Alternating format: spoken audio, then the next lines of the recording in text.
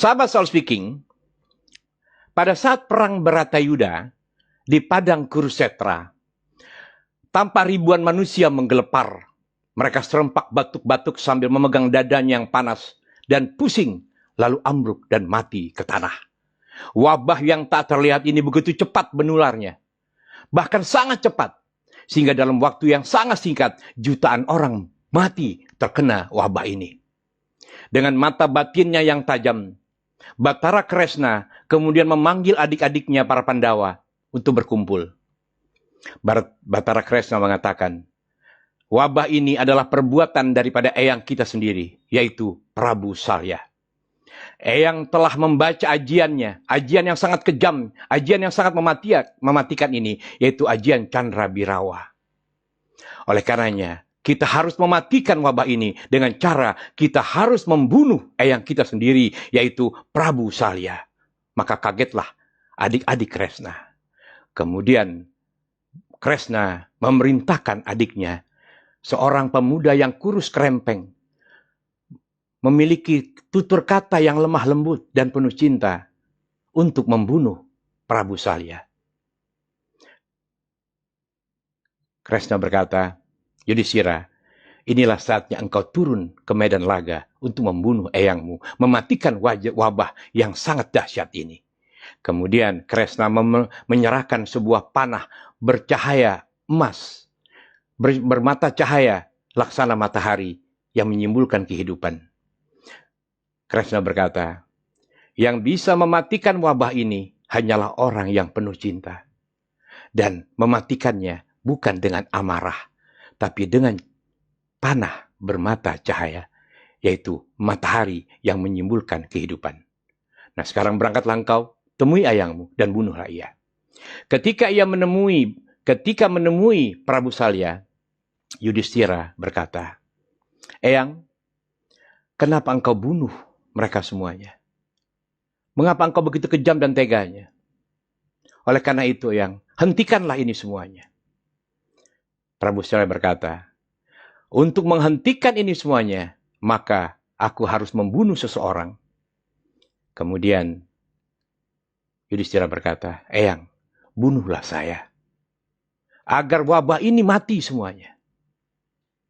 Kemudian Salya berkata, kalau engkau ingin mati, maka panahmu arahkan ke aku.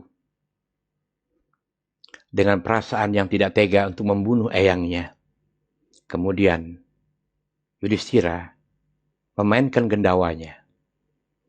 Ia tidak langsung menuju ke Prabu Salya, melainkan ia arahkan ke tanah panahnya. Dan air mata yang mengalir, ia arahkan panahnya. Dan panah itu pun jatuh ke tanah. Namun apa yang terjadi? Ketika panah itu jatuh ke tanah, malah melesat secepat kilat dan menembus dada Prabu Salya. Dan Prabu Salya tewas, dan wabah itu pun menghilang. Pesan singkat dari cerita Bharatayuda ini, untuk menghadapi wabah yang menakutkan apapun bentuknya, bukan rasa takut, melainkan rasa cinta. Dan untuk memainkan kehidupan.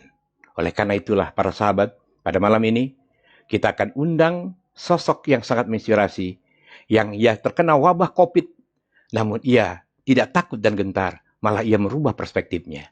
Assalamualaikum warahmatullahi wabarakatuh. Salam, namo buddhaya, salam kebajikan, Om Swastiastu. Kita sambut sahabat kita, rekan kita, Indah Kayuru Nis. Silakan kakak. Nah, cantik sekali malam ini. Kakak Nisa. Waalaikumsalam warahmatullahi wabarakatuh. Gimana kak, sehat? Alhamdulillah sehat walafiat Bang. Menggembul ya. Iya. Gimana hasil tes PCR swabnya? Sudah positif atau sudah negatif? Alhamdulillah sudah negatif Bang. Alhamdulillah. Kak, ini pengalaman kakak yang sangat menarik, Pak. Kebanyakan orang, begitu ia terkena dampak COVID-19 dan selanjutnya, itu pasti yang muncul kali pertama adalah rasa takut dan panik. Karena ketika awal COVID ini atau wabah ini disampaikan, orang sudah terkena brainwashing akan kematian. Maka langsung muncul takut mati. Dan ketika ia takut mati, ia berusaha untuk menghindari itu, dan yang terjadi adalah malah penyakit itu semakin kuat menghinggapinya. Dan yang terjadi, ada perbedaan dari cerita kakak kepada saya. Ia tidak melihat bahwa COVID ini adalah sebuah penyakit, tetapi adalah sebuah karunia. Dan tidak semua orang bisa dengan cepat merubah perspektif ini.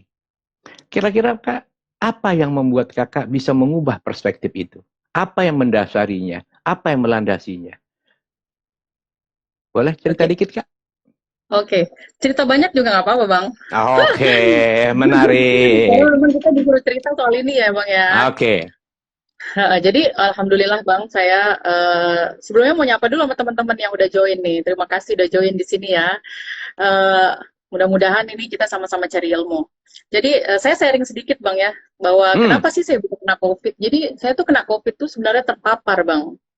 Jadi hmm, karena saya mewakafkan diri saya untuk ngurusin orang tua dan anak saya, terus kemudian ya saya udah tahu sih saya itu bakal kena karena saya join dalam satu ruangan di mana isinya memang apa pasien lah gitu kira-kira. Pasien yang sudah saya isolasi di rumah. Lalu kemudian saya tahu ini saya akan dapat, ternyata saya nggak nyangka kondisinya tuh lebih cepat dapatnya gitu. Jadi setelah saya di hasil PCR negatif, terus kemudian saya menjadi positif di hari selanjutnya gitu. Dan itu luar biasa sekali itu, Bang. Yang saya rasakan tuh luar biasa sekali gitu. Jadi demam hari pertama itu saya merasakan seperti rasa tangan saya itu kremet-kremet, tapi kremet yang dahsyat gitu ya. Tangan sampai seluruh kepala sampai ujung kaki itu kayak kremet-kremet nggak jelas, tapi kayak ada sesuatu yang menurut saya ya, yang menggulung-gulung apa sih sedang memperbaiki aja entah gimana. Saya kontras gitu. Tiba-tiba saya tuh nggak tahu kenapa otak saya itu berpikir terbalik gitu. Saya anggap itu bukan sebuah siksaan, tapi saya merasa seperti kayak eh, Allah itu sedang memperbaiki sel-sel tubuh saya gitu. Saya merasanya seperti itu. Jadi rasanya tuh seperti kremet-kremet seluruh seluruh badan sampai kepala dan kaki. Terus saya yang keluar dari saya berusaha untuk mengalihkan rasa sakit itu ke suara. Jadi saya keluarkan suara dari mulut saya. Saya keluarkan suara dari mulut dengan ucapan asma-asma Allah ya. Ya Allah, Allahu Akbar, Subhanallah, Alhamdulillah. Terus kemudian tapi dengan sambil afirmasi ya, saya juga nggak ngerti kenapa otak saya tiba-tiba ke arah sana juga saya nggak paham. Padahal luar biasa rasa sakitnya itu, tapi saya berafirmasi bahwa seolah-olah Allah ini sedang memperbaiki sel-sel tubuh saya, terus kemudian terasanya itu aneh di tubuh saya itu aneh. eh, Terus kemudian saya bilang terima kasih, saya bilang. Saya belum terima kasih kepada Allah gitu. Terima kasih ya Allah. Terima kasih ya Allah. Engkau baik, engkau baik. Saya terus mengucap-ucap seperti itu. Dan itu terjadinya tengah malam, Bang. Jadi, halo? Ya, halo, saya lagi menyimak. Iya, oke.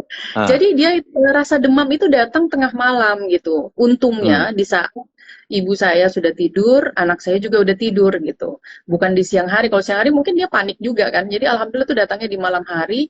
Terus kemudian saya terus menggumam-gumamkan suara-suara gitu, suara zikir, sebut-sebut nama Allah seperti itu.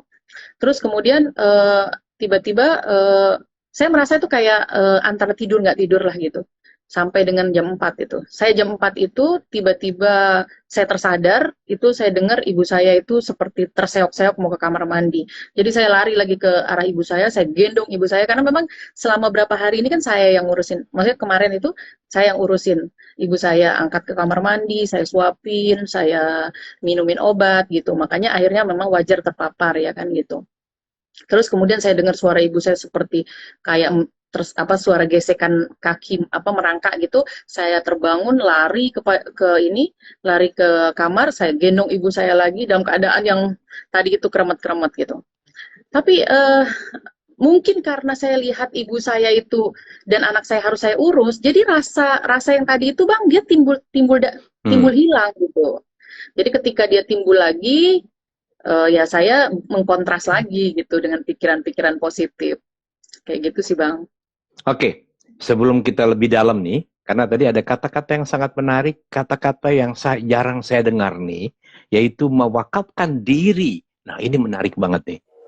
Ini bisa menjadi kunci yang hebat nih untuk makhluk manusia seperti tadi bagaimana Yudhistira mewakafkan dirinya untuk dibunuh oleh Prabu Salya agar penyakit itu hilang. Kak, sebelum masuk ke Ya, dalam, ketika kakak memunculkan kata mewakafkan diri, itu karena pasti ada rasa cinta yang sangat dalam ya, kira-kira ya. Nah, banget. siapa saja yang terkena atau kena dampak dari COVID itu, Kak? Ada Ya, berapa orang, jadi Kak? ya dengan saya 9, dengan saya. 9 Jadi orang dalam satu ya, rumah. sebenarnya nggak satu rumah. Jadi 9 tuh gini, saya setelah saya terkapar, besoknya itu Jumat itu adik saya yang bungsu itu kan dia harus memaksa kita makan obat dan ini ya makan nasi, makan makanan lah asupan gitu. Jadi dia datang untuk suapin kita. Saya juga Hmm. dalam kondisi masih menggigil gitu, dia suapin, ibu saya suapin. Nah, lalu jam 11 tuh dia berangkat kampus, jam 1 itu apa sih yang kayak bunyi itu kalau di dalam ruangan itu kalau pas masuk ruangan terus langsung bunyi itu alat apa itu Bel, namanya? bel, bel. Ya itu tiba-tiba bunyi. Nah dia udah nggak Ah, boleh masuk ruangan lagi karena angka panasnya dia tinggi. hmm. Langsung dia pulang pulang ke rumah dan malamnya dia menggigil menggigil parah. Lalu kemudian Hmm. setelah itu dia terkapar juga di hari Sabtunya itu karena itu Jumat ya. Di hari Sabtunya saya langsung telepon adik-adik saya nggak boleh satupun yang datang lagi ke rumah. Saya bilang gitu. Karena nanti akan dengan cepat saya lihat adik bungsu saya itu cepat banget. Cuman apa datang sebentar nyuapin lalu kemudian jam 1 dia udah dinyatakan positif. Apa bukan dinyatakan, udah ada tanda-tanda positif itu karena malamnya saya cek ternyata dia positif gitu. Dan kemudian selanjutnya adik saya yang laki-laki yang jemput bapak saya di rumah itu juga yang lucunya bapak saya yang saya jaga-jaga biar nggak kena itu sama sekali biar nggak kena covid ya itu sama sekali nggak kena gitu padahal dia orang yang paling kita jaga-jaga biar nggak kena covid gitu luar biasa memang Allah ini ya emang ini rahasia Allah lah kalau saya bilang jadi itu adik saya jemput bapak saya dia kena kemudian dia menularkan istrinya dan menularkan mbaknya. Jadi kan supaya tidak pusing dan saya pecah. Saya ini punya kayak semacam apa ya tanggung jawab itu ya besar banget gitu sama keluarga. Jadi hal kayak gini pun saya pikirin. Jadi mereka tuh saya tarik ke sini ke rumah. Ya kami akhirnya di total dengan Mbak itu ada 9 orang. Akhirnya pas 9 orang itu hari ke-7 ibu saya udah nggak bisa diam lagi, ibu saya udah koma dan ternyata didiagnosa dia stroke gitu. Dapat stroke-nya itu saat COVID ya Bang ya, dapat COVID dan dapat stroke. Hmm. Langsung dibawa ke rumah sakit gitu. Kak, waktu kakak mewakafkan diri kakak, itu kakak udah terjangkit belum? Belum, saya belum Belum. terjangkit karena Jadi saya kena dari hmm, jadi ketika kakak ingin mewakafkan diri kakak, kakak belum terjangkit. belum, Belum belum ya? sama sekali. Bahkan PCR itu masih negatif PCR-nya, hasil PCR. Terus nggak ada perasaan takut, cemas, karena begitu kita mendengar orang terkena COVID, kebanyakan orang tuh lari, gitu kan? Menghindari, malah dilarang untuk berdekatan. Tapi kakak begitu beraninya, nggak ada rasa ketakutan sedikit sama sekali, Kak? Nggak ada sama sekali nggak ada. Malah Malah apa ya, rasanya pingin memindahkan memang ada rasa gitu, pengen memindahkan rasa sakit ibu saya itu ke saya kayak gitu. Rasa sakit Wow, anak saya tuh ke saya, rasanya seperti itu. Bahkan saya tuh udah ditelepon, dimarah-marahin juga adalah sama apa ayahnya anak saya tuh sampai saya bilang nggak bisa. Itu ucapan wakaf tuh sebenarnya saya hmm. ungkapkan ke ayahnya anak saya ya. Jadi saya bilang nggak apa-apa, saya udah wakafkan diri saya ini. Ya udah terserah kamu katanya gitu. Dan memang setelah itu sehari kemudian ya saya saya terpositif lah gitu. Jadi rasa takut nggak ada, rasa cemas nggak ada. Artinya kakak pasrah, ikhlas, benar-benar ingin mewakafkan hidupku untuk orang-orang yang penuh cinta di sekitarku. Kayak gitu, Kak. Iya ya. Bahkan supaya Hmm. saya nggak konsentrasi itu saya suruh adik saya yang laki-laki dan istrinya tuh saya datang ke sini supaya saya bisa suapkan ke mulutnya dia itu obat dan itu saya lakukan. Saya Oke. lakukan saya. Hmm, Nah, ketika kakak terjangkit, itu kan sakit banget itu. Tapi iya, kakak terus melayani mereka. terus terus melayani mereka. Dengan rasa panas yang menggigil ya, rasa tubuh nggak nyaman, kakak masih menyuapi, masih menggendong putra kakak, masih seperti itu. Iya, tapi gini Bang, Hmm. ajaibnya nih Bang. Hmm. Kalau kita punya keinginan untuk melayani, rasa itu berkurang Bang. Ini ajaib memang. Jadi saya tuh tiap tiap saat juga saya berusaha untuk kayak ibu saya kan mau ke kamar mandi terus. Saya angkat badannya itu sampai saya merasa juga turun berok juga ya Bang ya. Angkat ibu saya yang berat itu, saya saya angkat itu tuh bisa kuat gitu saya angkatnya gitu. Saya angkat ke kamar mandi, saya bimbing saya karena ibu saya berapa kali tumbang, terbalik ke belakang, terbalik ke depan dan saya tuh nggak pernah sadar kalau ibu saya tuh ternyata sudah tidak sadar. Saya tuh nggak ngerti. Saya pikir dia baik-baik aja. Ternyata dalam masa dia 3 hari di rumah itu dia tuh udah nggak sadar. Dari Kamis, Jumat lah mungkin puncaknya. Jumat, Sabtu, Minggu dia tuh kondisinya sebenarnya udah tidak sadar gitu sebenarnya. Jadi tapi saya kan nggak ngerti karena dia masih melek, masih kayak mata terpejam tapi mau gerak, gerak, gerak gitu. Sehingga sering tumbang ke depan, tumbang ke belakang. Itu saya sampai tengah malam, ada tengah malam tuh saya sampai nangis-nangis peluk dia. Kenapa tetap bangun? Kenapa nggak teriakin aku gitu kan? Karena aku juga kondisi lagi sakit, mungkin kan aku perlu juga untuk untuk tidur sesaat gitu ya. Tapi ya itu saat saya tertidur sesaat itu saya ternyata ibu saya ke kamar mandi dan jatuh di kamar mandi itu saya nangis-nangis itu saya nggak bisa bertahan sampai ibu saya hah dan dia ingat itu cuman itu yang dia ingat tuh ternyata kok kamu nangis waktu itu gitu dia yang lain-lain ya aku suapin yang apa dia nggak ingat. Kan di rumah kan terkena semua Kak ya. Iya iya. Ada ibu dan ada putra Kakak. Itu Eh, pastinya kan semuanya meminta perhatian Kakak. Kakak juga eh, sebenarnya membutuhkan sebuah perhatian. Tapi Kakak lepaskan semua kepentingan Kakak, Kakak bagi itu semua. Bagaimana membagi ruangnya Kak? Dari ibu, kemudian ke anak, kemudian ke adik. Itu gimana cara membaginya Kak? Dan satu pertama, dan bagaimana Kakak mengkontras kecemasan, ketakutan, keletihan, sakit itu sehingga Kakak bisa benar-benar tampil secara yang nggak bisa kita pikirkan ya.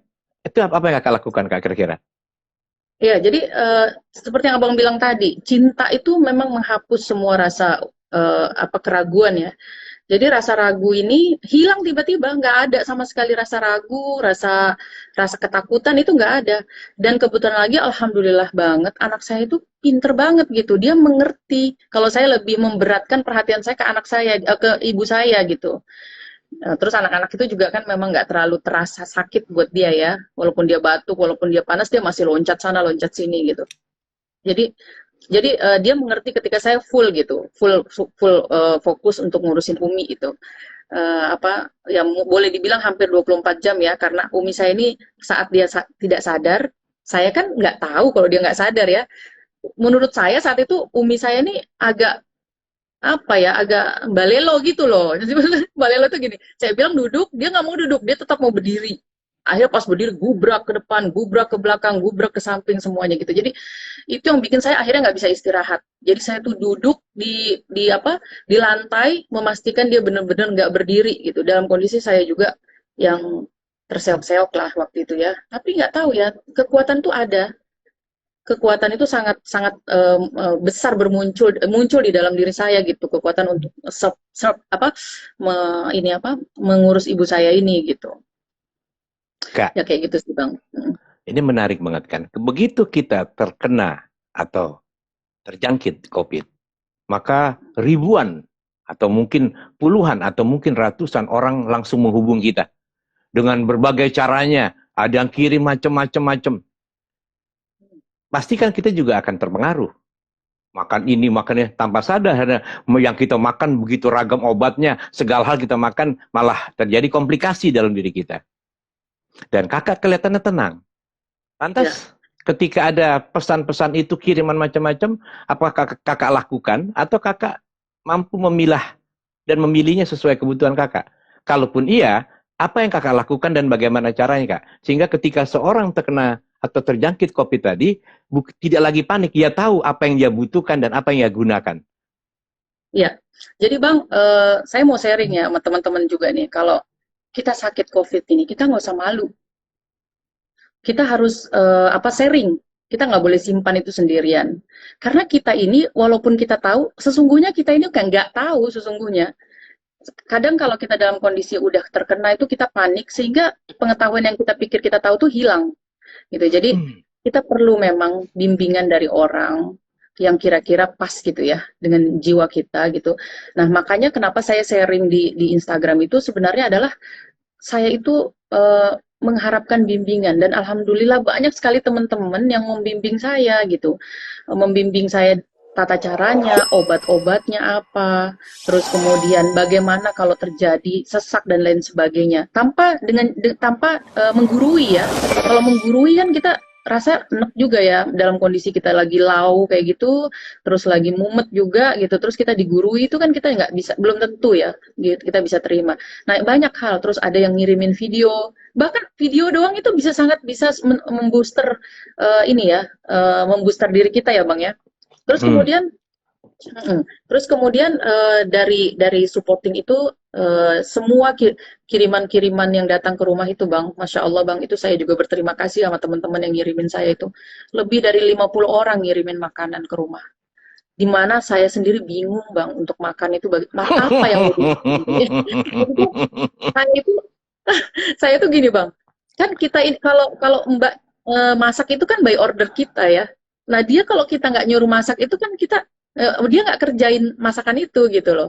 Jadi kita sendiri nggak sanggup bicara mau makan itu. Tiba-tiba adalah yang Kak Liza ngirimin saya tuh makanan sop itu kali pertama dia yang datang kirim. Namanya orang udah pernah COVID ya Pak ya, Abang ya. Jadi tahu ya dia Paham ya? mana sih Apa yang mesti paham gitu. dikirim gitu ya? Oke. Gitu. Saya tuh nggak mau makan, bukan saya pengen apa kurus atau memang ada rasa tidak mau makan. Setiap mau makan itu keluar muntah gitu ya. Terus kemudian dikirimin. Nah ini Adis nih juga nih. Adis nih orang yang menurut saya sangat berarti juga. Saya suruh pulang, nggak mau pulang, tetap mau stay di sana. Maksain saya suruh makan gitu. Makan Bu, makan. Dia paksain saya siapin lah itu si sopnya dari si Kak Liza itu. Tadinya saya nggak mau makan gitu. Tapi begitu saya rasa, boleh juga ada hangat-hangat di perut gitu ya. Nah itulah hal-hal yang kayak gitu. Jadi satu-satu kiriman teman-teman itu, Masya Allah itu buat saya supporting gitu. Ada makanan, ada obat-obatan. Obat itu semua pada akhirnya terpakai, Bang. Apa Hmm. namanya? Mulai dari walaupun minyak, Bang. Minyak itu udah kayak mandi deh. Gitu. Yang saya tadi Abang nanyakan gimana sih ngurusin semua aku sendiri gimana? Ya aku ngurusin badanku sendiri, Bang. Ngurusin badanku sendiri gitu ya, kasih-kasih minyak gitu. Ya kalau anak saya urut-urut kan dia seneng gitu ya diurut-urut gitu. Pokoknya karena gini, sebenarnya kan kalau COVID itu Bang, penyembuhannya kan rasa cinta ya. Jadi kalau kita menyentuhkan skin by skin ya, maksudnya tangan kita kepada kulit dia, itu kan ada rasa aliran yang Ada mungkin energi ya? Hmm. ada energi yang apa menyatu dengan energi energi yang sakit sehingga mereka tuh merasa disayang gitu. Nah, itu saya biasakan dengan minyak-minyak yang dikirim-kirim teman-teman itu saya biasakan untuk mengurut ibu saya, ngolesin seluruh badan dia sampai ujung-ujung kukunya anak saya gitu. Supaya apa? Supaya dia merasakan bahwa saya hadir dan kemudian dia merasakan ada rasa anget juga ya dari minyak-minyak yang saya urut gitu. Jadi selain itu obat-obatan yang dikirim sama teman-teman, bahkan yang paling menyedihkan itu Bang, menjadi sedih terharu ya, itu dari orang-orang yang kita nggak sangka ngirimin kita gitu. Luar biasa itu, saya sampai Masya Allah, semoga Allah membahagiakan kehidupan mereka ya. Karena saya kadang-kadang kita ini berpikirnya itu sama yang kita lihat gitu, jarak yang kita jarang komunikasi, yang apa kita pikir kita nggak signal kita tuh bukan hilang juga, tapi uh, agak low lah, agak lambat lah nyampe ke sana. Ternyata mereka mengirim gitu ke kita. Itu kadang-kadang itu bikin saya sangat terharu banget. Dan itu buat saya pengajaran hidup ya. Artinya apa? Uh, Kalau dia bisa berbuat baik ke saya dalam kondisi saya sakit, saya pun harus begitu. Jadi saya sedang melatih diri saya itu untuk ketika saya dengar ada teman saya sakit pun saya usahakan juga gitu, usahakan kirim. Saya mengambil pesan menarik dari Kanisa. Ini yang mungkin kita sharing. Setiap kali kita sakit atau mengalami rasa sakit, secara otomatis kita akan berusaha menghilangkan rasa sakit itu. Entah minum obat, entah macam-macam. Pokoknya sakit ini hilang dari tubuh kita. Jarang sekali kita mengingat kepada sang pemberi penyakit. Karena Tuhan tidak pernah mencoba, karena dia tidak pernah bikin kita coba-coba. Tuhan juga tidak pernah menguji kita, karena dia bukan dosen. Tuhan setiap kali memberi ketidaknikmatan, itulah kenikmatan yang sungguhnya. Ketika tadi kakak sakit untuk bernapas, sakit berbicara, kakak malah berusaha berteriak dengan menyebutkan asma ilahi. Maka dari situlah kemampuan kekuatan kakak muncul. Nah, biasanya Pak, asma apa yang kakak ucapkan? Sehingga kakak yang sakit menjadi tidak terasa. Sehingga yang muncul adalah bagaimana wakaf yang kakak berikan kepada keluarga tercinta ini bisa termanifestasikan dengan benar. Boleh di-sharing Kak? Biasanya Ya. asma apa yang kakak ucapkan? Jadi saya nggak susah-susah sih Bang ya. Saya tuh selalu ngucap Allahu Akbar sih. Karena menurut saya kata Allahu Akbar itu Allah itu besar gitu. Allah itu kuasa. Allah itu eh,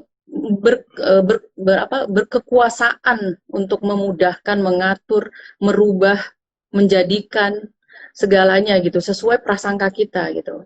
Jadi kalau saya bilang tuh hikmahnya saya COVID ini kalau buat pribadi saya ya Bang ya, dan mungkin banyak pribadi-pribadi yang lain. Orang Indonesia ini Bang banyak hidup dengan perasaan, bukan dengan logika.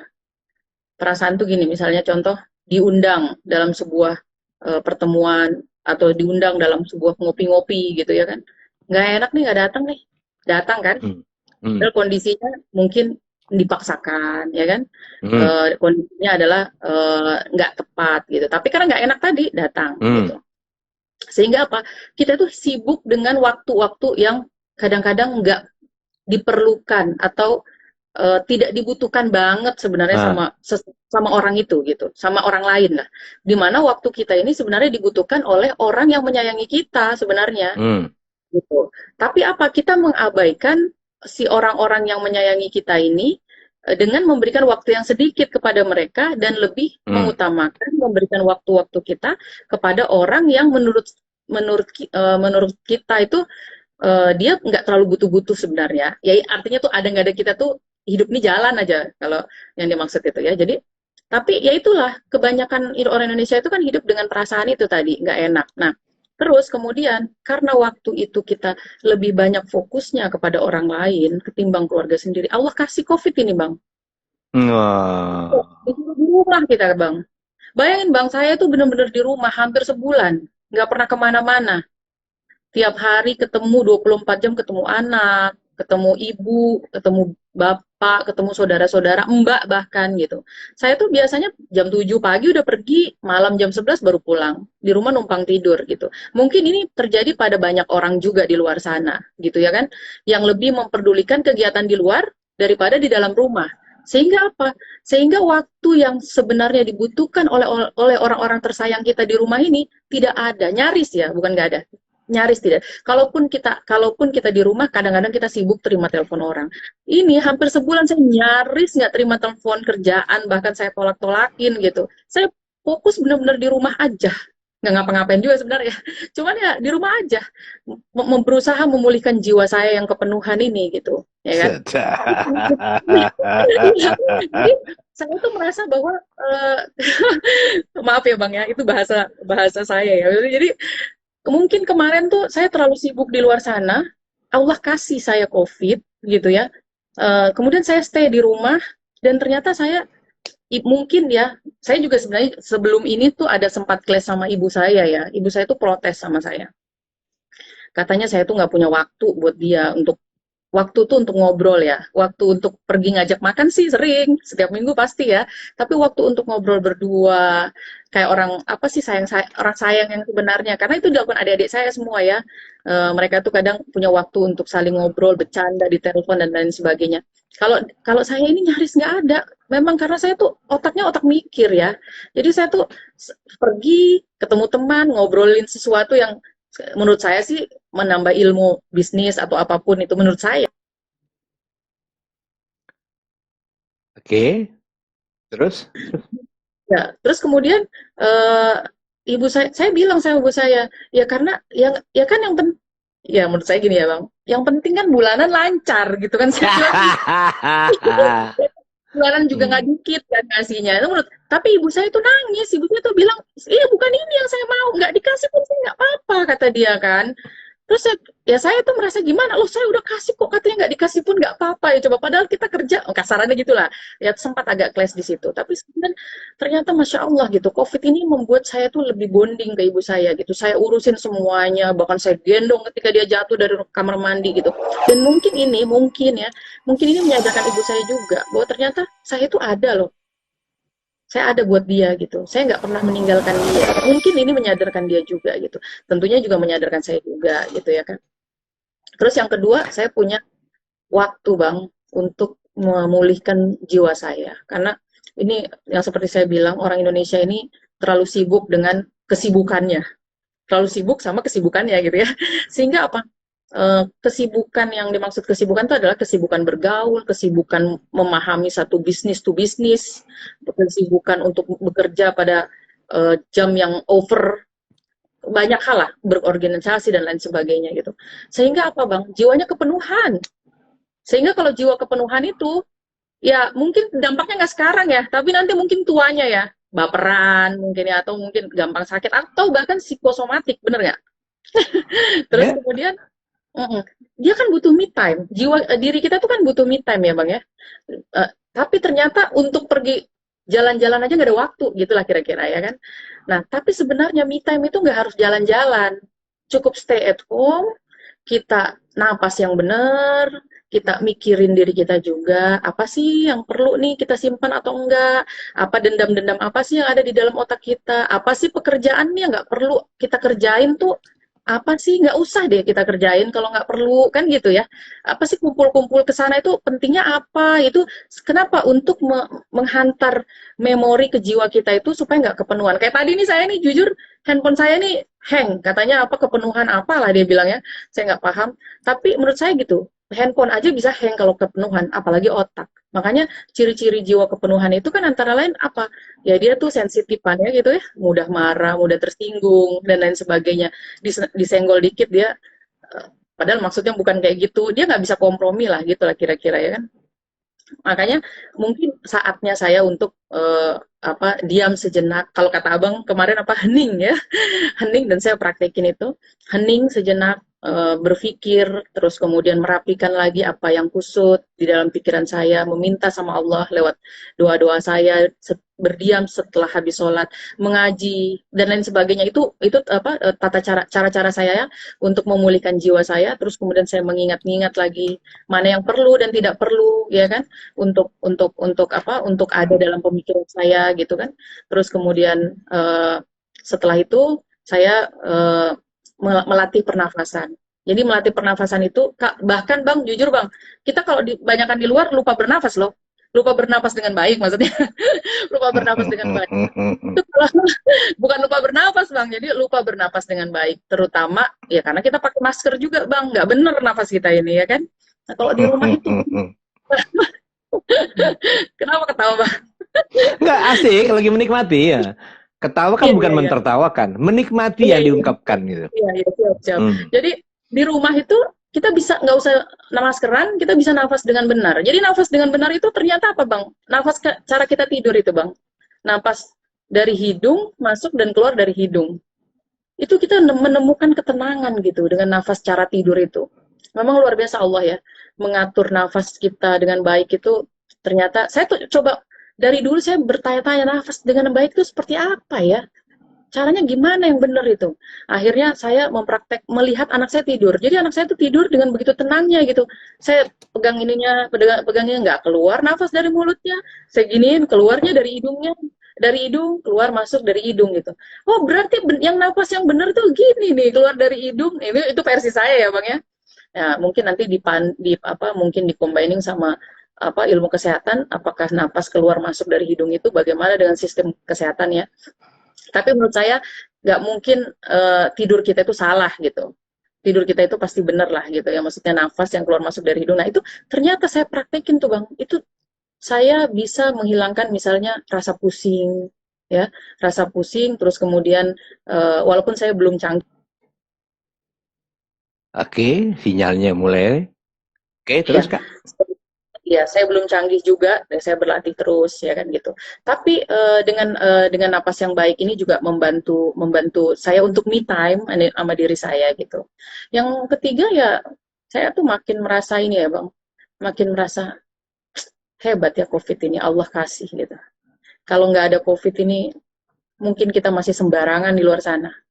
Mungkin semua aktivitas masih on, pabrik masih nyala, dan nggak ada satupun udara yang baik untuk kita hirup gitu.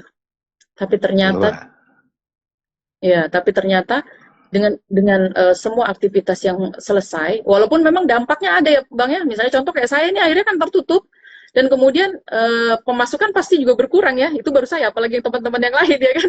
Tapi itu kan dampak, tapi di luar daripada dampak itu, ada dampak baik yang kita yakini bahwa after ini ada babak baru gitu, babak baru yang lebih baik lagi yang akan kita hadapin, yang akan kita terima dari Allah gitu ya. Babak baru ini sesuai dengan pemikiran kita aja Bang. Kalau kita pikir hmm. hasil daripada akhir ini adalah baik, insya Allah yang kita terima baik. Tapi kalau setelah daripada ini babak baru itu adalah keburukan, ya mungkin ya itu buat orang-orang yang mau mikir itu lah. Kalau saya nggak mau Pak Bang mikir gitu, saya mau mikir yang baik-baik aja deh. Kayak gitu sih Bang Oke, kira-kira. sahabat Soul Speaking, banyak orang berjalan dengan pikirannya.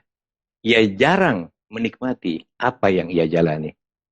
Menurut Anissa, COVID ini adalah pelajaran penting bagi kita untuk menikmati sesuatu, bukan terus berjalan dengan pikiran kita.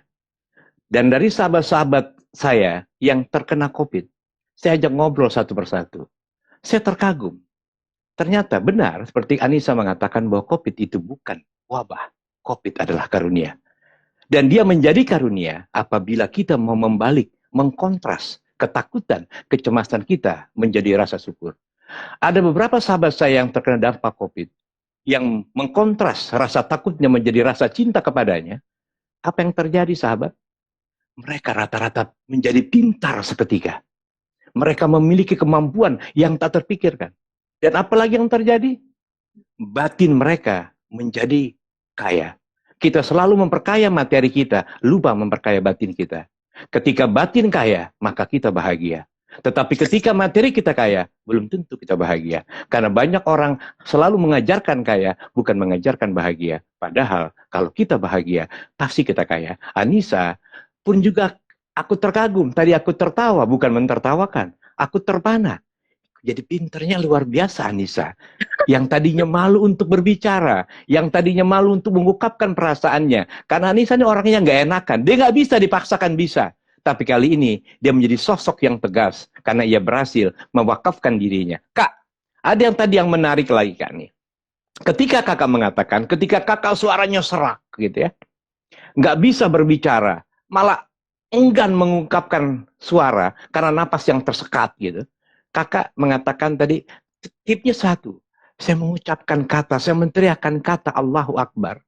Boleh tanya kak, ketika kakak mengucapkan Allahu Akbarnya, apakah berteriak Allah begitu atau seperti apa kak? Karena banyak orang berteriak Allah itu menakutkan kak. Dan cara kakak mengucapkan Allahu Akbarnya seperti apa kak kira-kira? Kan Iya, teman-teman iya, biar tahu, yang sakit aja, yang terjangkit menemukan hikmah, yang apalagi kita yang sehat gitu kan kak? iya, Nah, iya. jangan lagi sakit kita baru bilang Allah. Maka menangislah engkau di saat berkelimpahan. Jangan engkau menangis di saat engkau menderita. Nah, karena Hmm. kata yang merubah kehidupan adalah menyebut namanya. Gimana kak cara kak mengucapkan Allah Akbarnya? Berteriak yang serem, Allah! Atau gimana kak? Ya enggak ya Bang ya. Nah, Tentunya nggak gimana mungkin coba kita ngucapnya? ucapkan, ya nggak mungkin kita ucapkan dengan kata kasar gitu. Sedangkan yang Nah, kita jadi hadapi gimana? juga Allah kita Maha Besar yang ya. kita yang kita tujukan itu juga apa Allah yang rahmat dan rohim, rahmatan lil Ah, alamin. Masa kita mau kasar-kasar Allah Akbar, nggak mungkin gitu juga. ah. Jadi gimana kak Jadi ngucapinnya kak? tentunya ya standar kita aja lah. Kalau saya ini kan Ah, bahasanya memang nggak kalau bisa lembut banget. standar kakak gimana? Kita perlu tahu Ya standar kakak Allahu dong. Ah, Akbar gitu aja sih. Allahu Akbar gitu aja. Jadi dengan perasaan saya haru gitu kak. dengan perasaan yang sangat afirmasi ya. Afirmasi itu ada artian gini. yang saya rasakan tuh adalah Allahu Akbar tuh saya rasain Allah itu luar biasa banget deh, hebat banget nih sedang memperbaiki sel-sel saya. Yang saya rasain Hmm. kayak gitu gitu loh. Jadi saya bilang Allahu Akbar gitu. Allah yang mengatur segalanya, Allah yang besar, Allah yang menghebatkan, Allah yang hebat kayak gitulah. Di dalam pemikiran saya tuh kayak gitu. Jadi nggak mungkin saya teriaknya dengan kasar, tapi yang standar saya ya, yang standar saya menurut saya tuh eh, penuh pengaguman lah gitu. Berucap Oke. dengan penuh pengaguman gitu. Sahabat soul speaking, ketika kita sering mengucapkan kemahannya, dipastikan kita akan semakin dekat dengannya. Anissa telah membuktikan hal itu dan ia sharing pada kita. Nah, sekarang kita yang belum terjangkit, apabila kita sekerap mengucapkan kemahannya dengan perasaan yang haru, pasti dia akan selalu membimbing kita sehingga kita mampu mewakafkan. Saya masih penasaran dengan mewakafkan diri nih Kak. Ini kata yang sangat jarang nih Kak. Karena manusia ini makhluk yang sangat individu. Apa pondasinya Kak yang membuat Kakak itu begitu mudah mewakafkan diri Kakak? Ini hanya orang-orang khusus loh Pak sebenarnya yang mampu mewakafkan dirinya untuk padahal dia juga dalam keadaan yang sakit ini. Karena menurut para bijak mengatakan yang namanya mulia adalah kita memberi bantuan bukan di saat kita berkelimpahan. Yang disebut mulia, kita memberi bantuan di saat kita juga dalam kesulitan. Dan kakak sudah melakukan hal yang mulia dalam hidup ini. Dasar apa tuh kak? Apakah dasar fondasi agama? Atau apa kak? Atau muncul tiba-tiba saja punya keberanian ingin mewakafkan diri? Ya, pasti rasa cinta ya, Bang ya. Sayang Rasa gitu, cinta, sayang. Sayang, bukan saya rasa tuh takut ya? penyayang. Bukan rasa. Jadi saya tuh memang jujur penyayang ya sama orang terdekat, terutama orang sama semua orang saya sayang gitu, tapi terutama sama orang terdekat gitu. Dan memang sayang ini kan sesuatu yang memang kita harus punya ya. Dalam Hmm. Soul of Spoon pun kita diajarkan untuk terus bisa memaafkan orang dengan rasa sayang kita gitu ya kan. Jadi sayang ini seperti udah mendarah daging sih Bang di dalam diri kita gitu. Jadi di dalam diri ya. Jadi ya itu yang mendorong sih, yang mendorong saya mewakafkan diri saya, nggak punya rasa takut untuk tetap di situ gitu, untuk tetap ada di ruangan itu gitu. Ya saya Jadi, pikir itu standar ya, standar dimiliki oleh orang-orang ya, orang-orang yang keluarganya terkena sakit gitu. Jadi saya pikir itu hal yang biasa sih, hal yang biasa gitu. ini sangat langka loh kak. Kenapa saya Gitu langka? ya. Karena banyak saya membaca sebuah cerita, malah saking takutnya orang tuanya dilempar ke sana. Padahal di sana itu makin mengerikan. Di sana itu Iya, nggak usah kita gambarkan lah ya. Itu mengerikan karena banyak betul. teriakan-teriakan orang berkeluh akhirnya menghancurkan mentalnya. Karena dia Mm-mm. takut terjangkit. Tetapi kakak Mm-mm. tidak. Kakak belum terjangkit malah sudahlah. Sekali lagi, Mm-mm. mohon maaf, hanya orang-orang yang takwa lah yang siap untuk mati sebenarnya. Tapi Iya, banyak jadi kita takut untuk mati. Nah, mm, kakak, saya berani mengatakan ini kakak orang yang takwa karena siap untuk mati. Nah, sahabat iya, self speaking, ketika kita mau pulang kampung, pasti kita membawa bekal. Oleh karena gitu, kita pasti pulang semuanya. Bekal apa iya, yang sudah kita siapkan?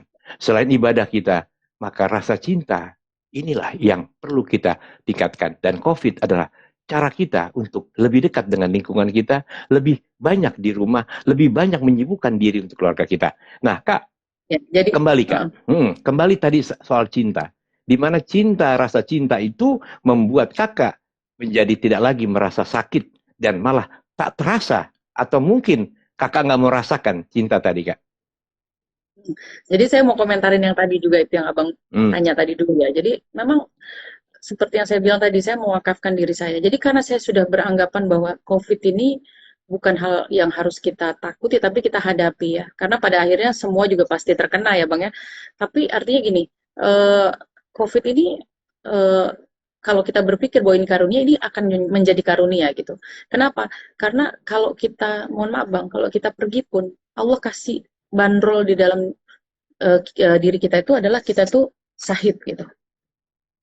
Malah kita harus bersyukur ya Bang ya. Misalnya gitu ya. Hmm. Kalau harus pergi dalam kondisi COVID itu jangan nggak boleh malu, nggak boleh merasa itu Hmm. aib. Hmm. Masa Allah orang nggak perlu angkat senjata loh Bang.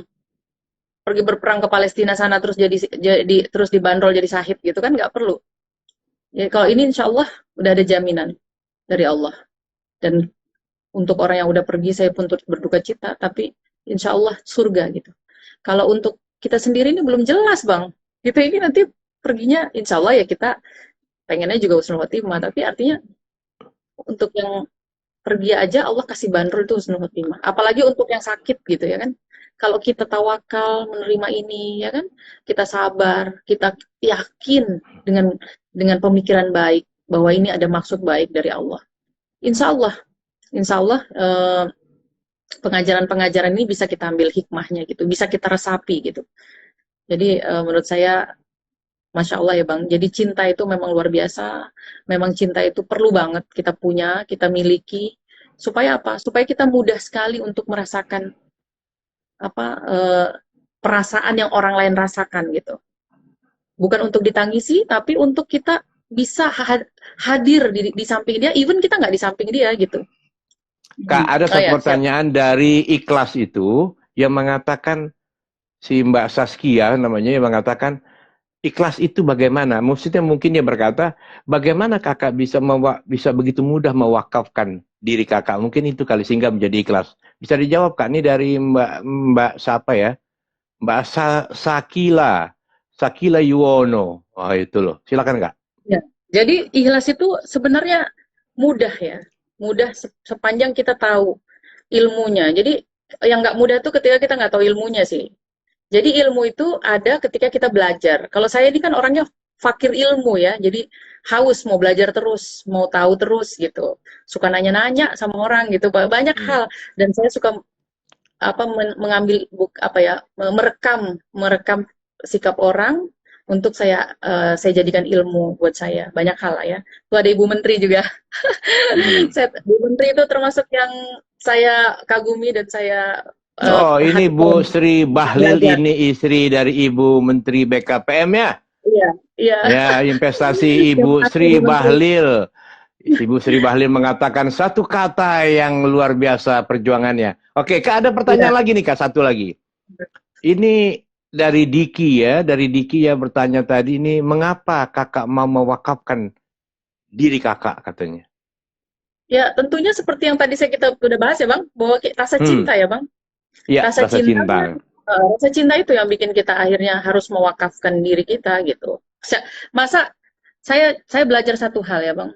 Eh, saya itu bukan orang yang sabar juga gitu. Jadi saya belajar sabar ya dalam kita ngerawat orang itu bukan mudah ya, nggak mudah juga. Jadi tapi kita belajar. Ternyata itulah ujian kesabaran di situ.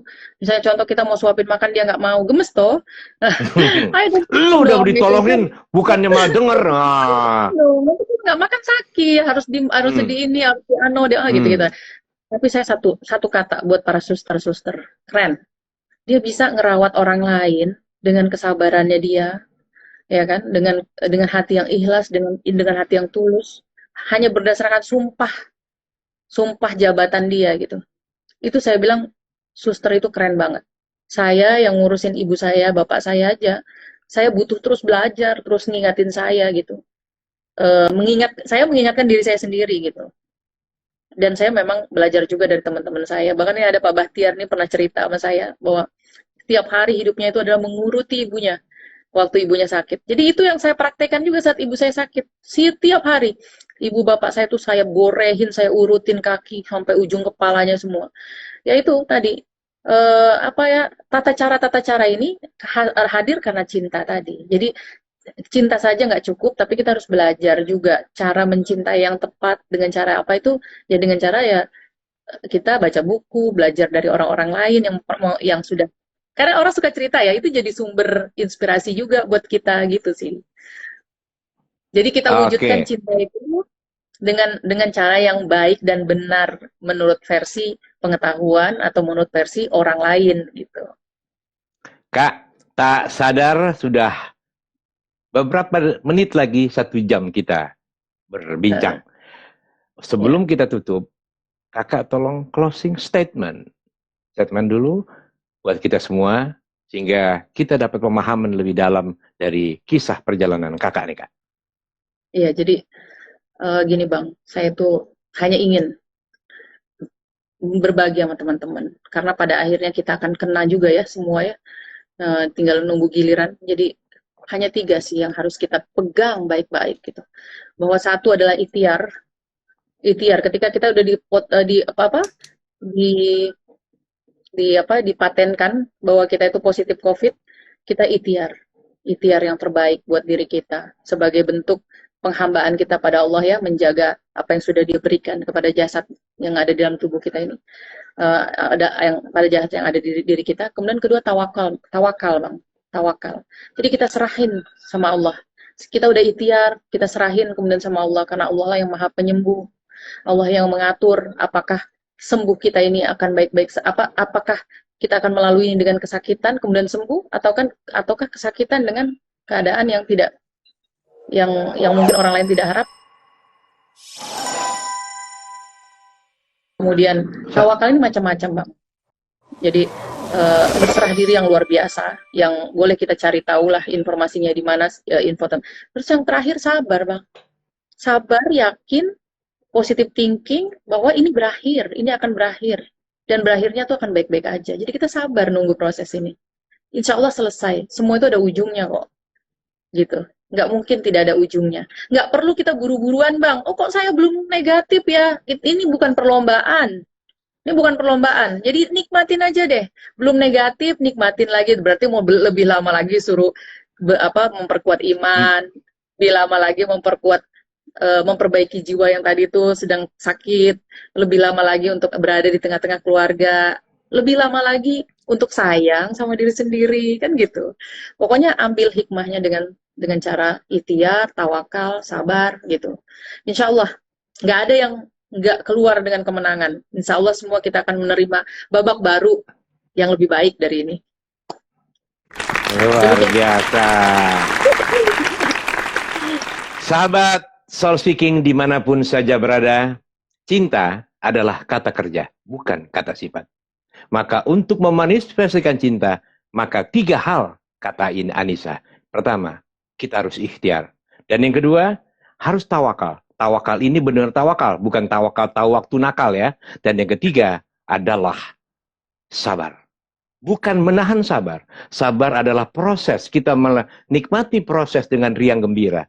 Kalau menahan sabar, tidak sabar. Bersabar pun belum sabar. Tapi menikmati prosesnya dengan riang gembira. Anissa, Indah Karunisha, engkau seindah namamu. COVID bukan membuatmu menjadi redup, malah kurasakan wajahmu makin bercahaya, isi kepalamu semakin mudah kita serap. Kiranya Tuhan semakin memberkatimu dan semakin mengangkat derajatmu, dan kelak jika tiba waktunya, engkau berkumpul dan dikumpulkan oleh orang-orang yang dimuliakannya. Terima kasih para sahabat Soul Speaking dimanapun saja berada.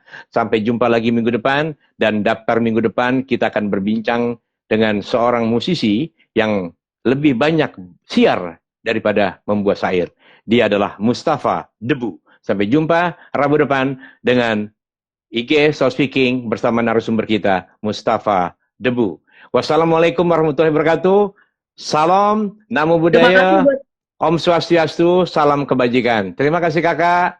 Terima kasih semua I love semua you. yang udah berbagi juga. Terima kasih ya. Ya.